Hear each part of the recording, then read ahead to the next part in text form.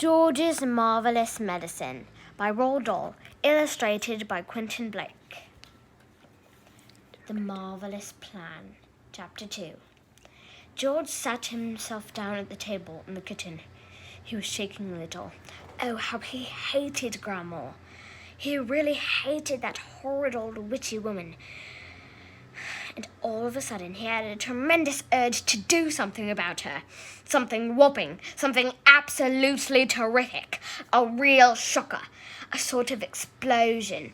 He wanted to blow away the witchy smell that hung about her in the next room. He might have been only 8 years old, but he was a brave little boy. He was ready to take this old woman on. "I'm not going to be frightened by her," he said softly to himself, but he was frightened. And that's why he wanted suddenly to explode her away. Well, not quite away, but he didn't want to shake the old woman up a bit. Very well, then. What should it be, this whopping, terrific, exploding shocker from Grandma? He would have liked to put a firecracker under her chair, but he didn't have one.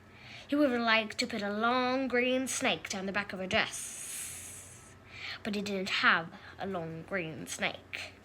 He would have liked to put six big black rats in the room with her and lock the door, but he didn't have 6 big black rats. As George sat there pondering this interesting problem, his eye fell upon the bottle of Grandma's brown medicine standing on the sideboard. Rotten stuff it seemed to be. 4 times a day, a large spoonful of it was shoveled into her mouth, and it didn't do her the slightest bit of good. She was always just as horrid as she'd been before, after she'd had it. The whole point of medicine, surely, was to make a person better.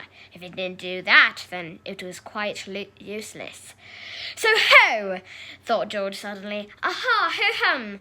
I know exactly what I'll do. I'll make her new medicine, one that is so strong and so fierce and so fantastic that it will either cure her completely or blow off the top of her head.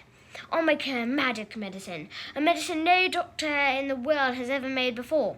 George looked at the kitchen clock. It said 10:05. There was nearly an hour left before Grandma's next dose was due at 11.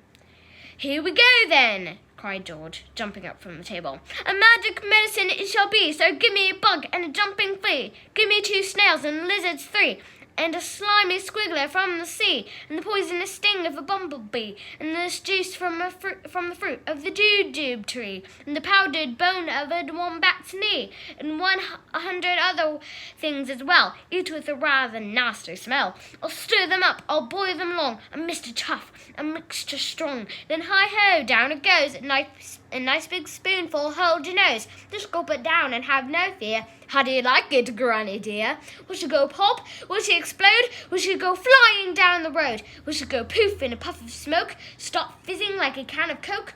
Who knows? Not I. Let's wait and see. I'm glad it's neither you nor me. Oh, Grandma, if you only knew what I have in store for you."